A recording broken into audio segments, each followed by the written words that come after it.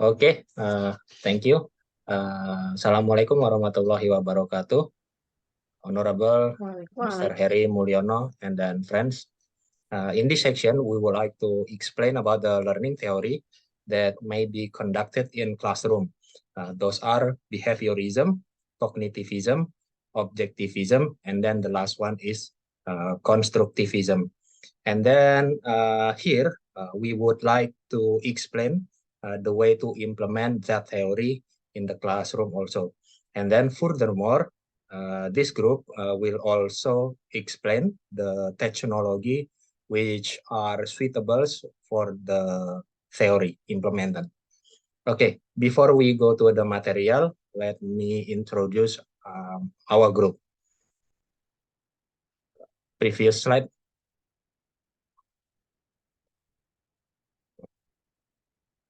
Okay, my name is Gatot Habib Prakoso, and then there is Novita Nadira Putri, Harmita Zaini, Siva Nadira, and then the last one is Mr. Faiz Muhtadi. Okay, let's go to the first slide.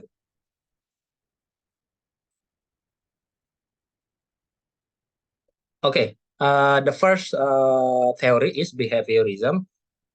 Pavlov, according to the Pavlov, behaviorism is the learning theory which focuses on the behavioral of human. It means that this theory is based on the daily activity of human. Pavlov believed that the object can be responsive if there is stimulus. Next.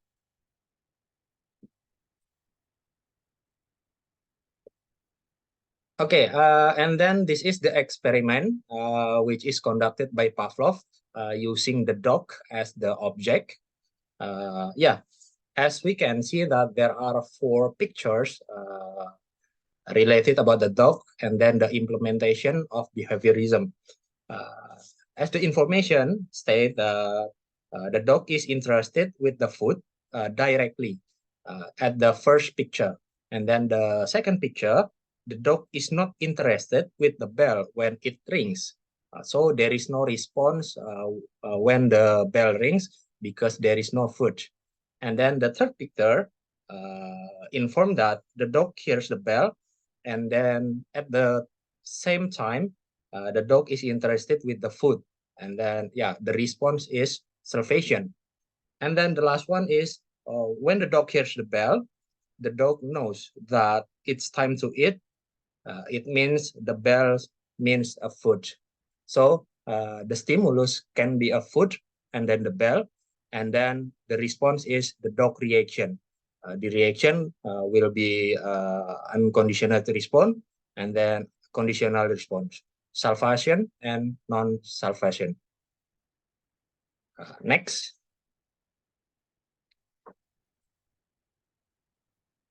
Okay, the next is the principle of behaviorism. According to Jordan, Stack, and Charlil. Number 1 is the theory of this approach, experience, which suffer by the object, which suffer the object. And then number 2, they, Jordan, Stack, and Charlil state that assume the human is empty glass or the empty paper, which can be filled by anything. And then number 3 is to get the response, stimulus must be given for several times. And then number 4 is related to the number 3. To give the stimulus, the subject must be given repetition. Okay, next. Okay, to implement behaviorism in class, number 1 is the teacher must give the example of stimulus. It must be repetition for the several times for the stimulus itself. And then number 2, after given the stimulus, the student will respond the stimulus given. Okay, on the right side, we will see the picture of Hans.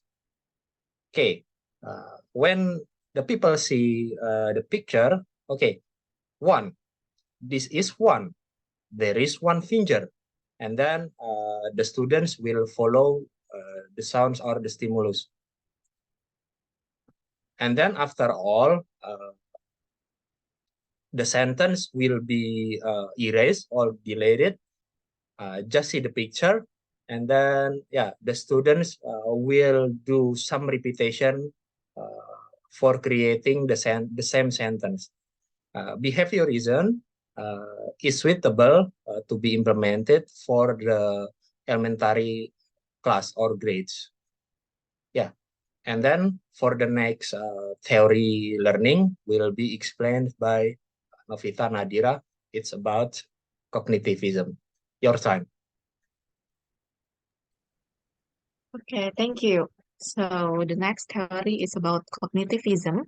According to Piaget, cognitive is the process of how a person adapts and interprets object and event around him. Cognitivism is a theory that focuses on understanding, information processing, and knowledge construction. So cognitive psychology also is concerned with identifying and describing mental process that affect learning, thinking, and behavior, and the condition that influence those mental processes. So the next slide, please. Yeah, so the most widely used theories of cognitivism in education are based on Bloom's taxonomies of learning objectives, which are related to the development of different kinds of learning skill or ways of learning. Bloom's and his friends claim that there are three important learnings. They are cognitive or thinking. The second one is affective or feeling. The third one is psychomotor or doing. But the most domain uh, is cognitive. So cognitivism focuses on the thinking domain. So according to Anderson and Cradwell, 2000 have slightly modified Bloom taxonomy. Uh, they add creating as a new knowledge. So the lower level is remembering, understanding, applying, analyzing, evaluating, and the last one is creating. Okay, so in the next slide. And the next slide is about cognitivism activities in learning. First, teacher can ask the student to provide explanation for the ideas or opinions that they have.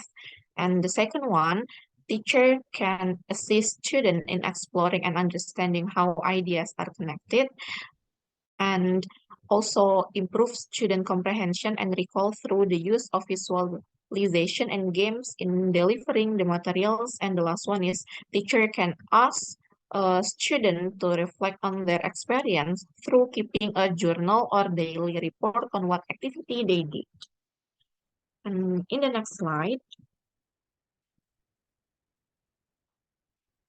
the cognitivism activities in learning. In terms of practice, these are the example of cognitivism application to several technology-based development in teaching, including intelligent tutoring system, a more refined version of teaching machine based on breaking down learning into a series of manageable steps, and analyzing learner responses to direct them to the most appropriate next step. Adaptive learning is the latest extension of such development. And the second one is artificial intelligence, which seeks to represent in computer software the mental processes used in human learning, which of course is successful would result in computer replacing many human activities such as teaching if learning is considered in an objective framework. And next is predetermined learning outcomes based on an analysis and development of different kinds of cognitive activities such as comprehension, analysis, synthesis, and evaluation. Problem-based learning based on analysis of the thinking process as a full problem solver used to solve the problem.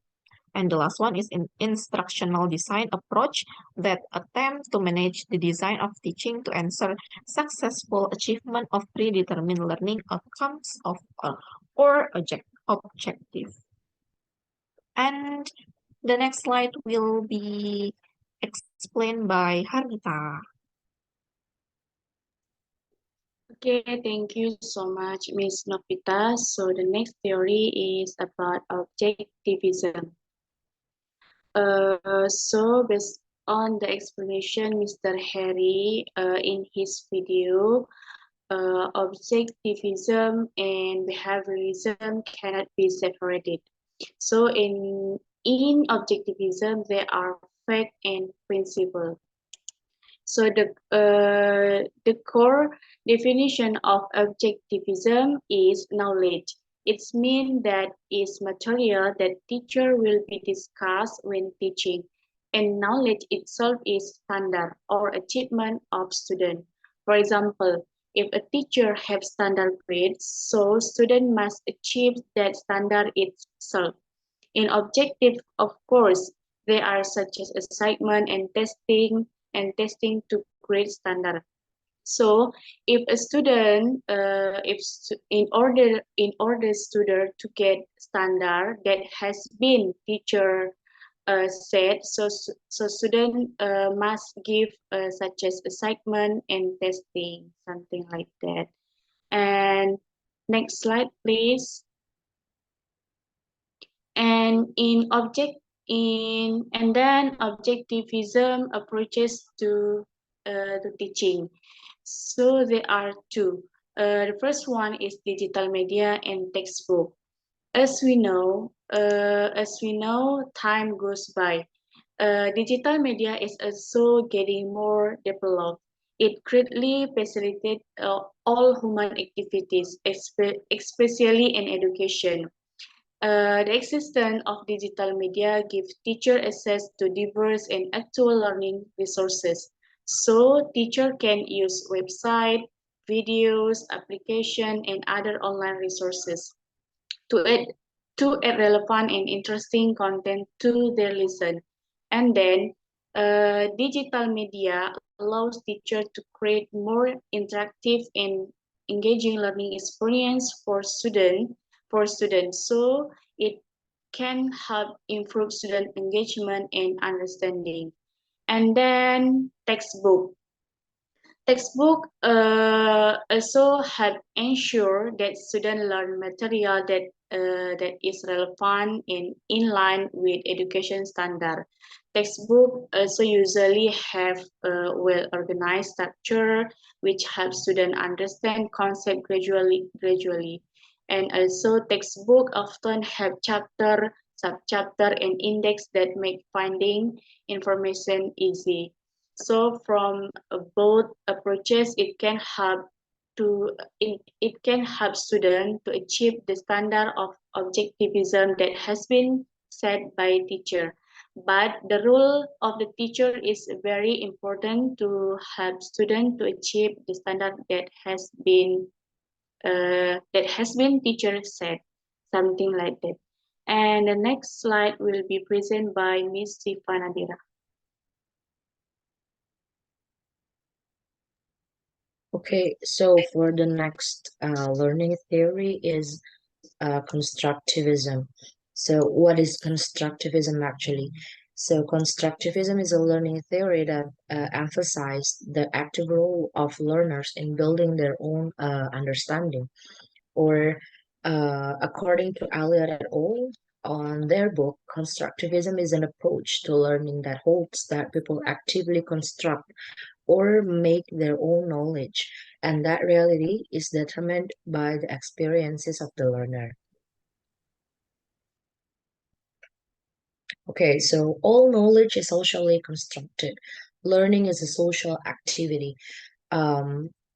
All constructivists believe that community plays a central role in the process of making meaning. So according to Bates, learn sorry um According to Bates, learning is seen as essentially a social process requiring communication between learner, teacher, and others. So the key point here, so that is the key point of constructivist. One consequence of constructivist theory is that each individual is unique because the interaction of their different experiences and their search for personal meaning results in each person being different from um, anyone else. So, related to the teaching, constructivist approaches, for many educators, the social context of learning is critical. Ideas are tested not just on the teacher, but with fellow students, friends, and colleagues. Those constructivist teacher place a strong emphasis on learners developing personal meaning through reflection, analysis, and the gradual building of layers or depth of knowledge through conscious and ongoing mental processing. Because of that, constructivists emphasize the free will, and the conscious of the learners. So constructivists also approach technology for teaching differently from behaviorists. Other uniquely human factors such as emotion, motivation, free will, values, and a wider range of sense make human learning very different from the way computers operate. That's all I can say for the constructivism. The next one would be explained by Faiz.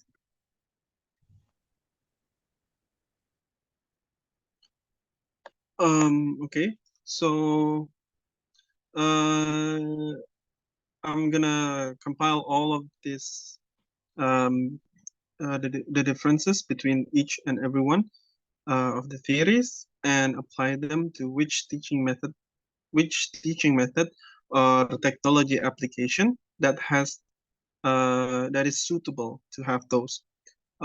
First is behaviorism.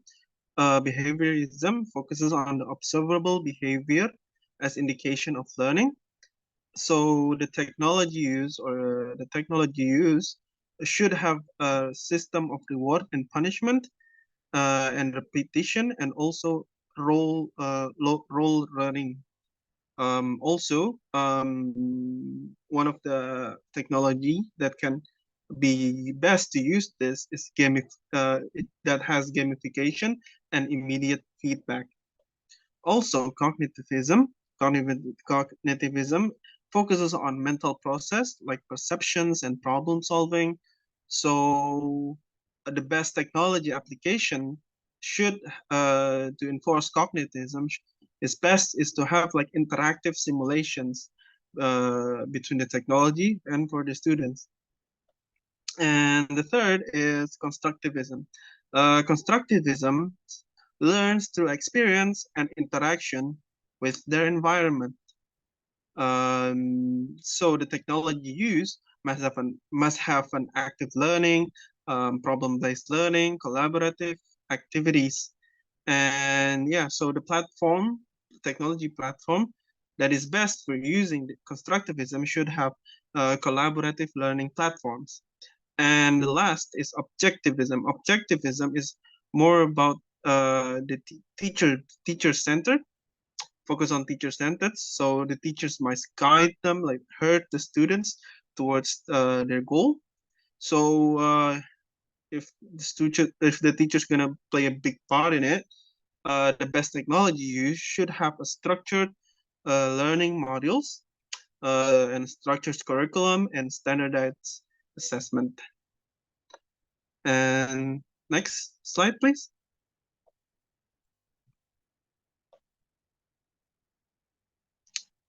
Okay, so in conclusion, effective teaching is a dynamic and adaptable process that recognizes the diversity of students' learning styles and needs.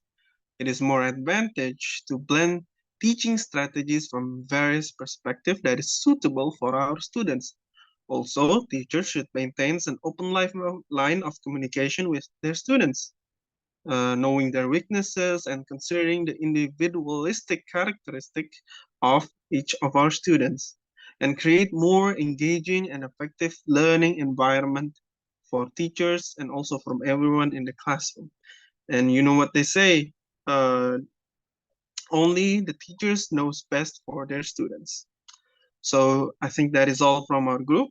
Wabillahi taufiq wal hidayah. Wassalamualaikum warahmatullahi wabarakatuh. Waalaikumsalam.